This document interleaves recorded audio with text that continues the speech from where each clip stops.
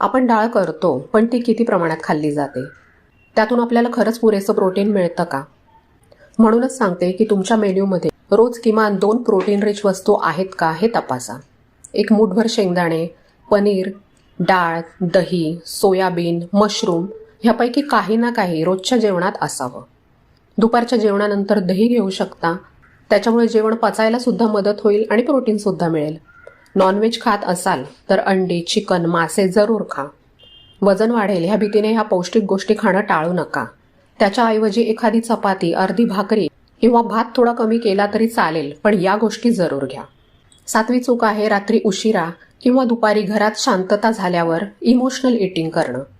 हा पॉईंट खूप महत्त्वाचा आहे आणि तो थेट आपल्या भावनांशी जोडलेला आहे.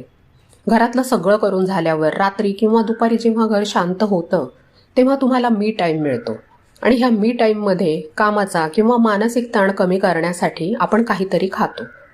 टीव्ही बघत किंवा मोबाईल स्क्रोल करत चॉकलेट, चिप्स किंवा बिस्किटांचं पूर्ण पॅकेट कधी संपतं हे आपल्याला कळत नाही. ह्याला इमोशनल ईटिंग म्हणतात. आपण ह्या अन्नातून प्रेम, शांतता किंवा टेन्शनपासून मुक्ती शोधत असतो.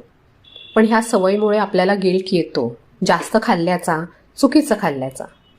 त्यामुळे ह्या शांत वेळेत भूक लागली तर तळलेलं किंवा गोड पदार्थ न खाता 1 कप हळद टाकलेलं गरम दूध किंवा हर्बल चहा घ्या. खूप छान टेस्ट असलेले हर्बल टी, ग्रीन टी आजकाल मिळतात. आणि मन गुंतवण्यासाठी दुसरा काहीतरी चांगला ऑप्शन शोधा खाण्यापेक्षा. 8वी चूक आहे कॅल्शियम आणि आयर्नच्या इनटेककडे दुर्लक्ष. 40शी नंतर स्त्रियांमध्ये कॅल्शियम आणि आयर्नची कमतरता खूप कॉमन आहे.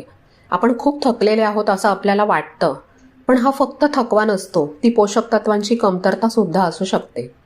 मुलांच्या आणि नवऱ्याच्या आहारात आपण दूध, दही, हिरव्या भाज्या आवर्जून वापरतो, पण स्वतःसाठी मात्र आता मला कशाला एवढं असा विचार करतो.